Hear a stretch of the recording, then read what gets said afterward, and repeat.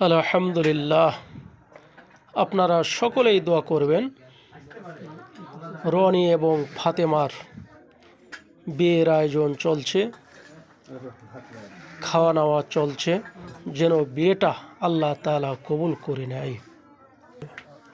সকলেই দোয়া করবেন এদের জীবনটা যেন সুখী হয়, স্বামী স্ত্রীর হক যেন আদায় করতে পারে, স্ত্রী স্বামীর হক যেন আদায় করতে পারে, স্বামী স্ত্রী এদের ঘরে যেন নেককার সন্তান আল্লাহ তাআলা দান করেন, সন্তান যেন মাতা পিতার বাধ্য হয়, সন্তান যেন দিনের পথে চলতে পারে, সন্তান যেন হাফেজ, মাওলানা, মুফতি, হক্কানি আলেম হতে পারে।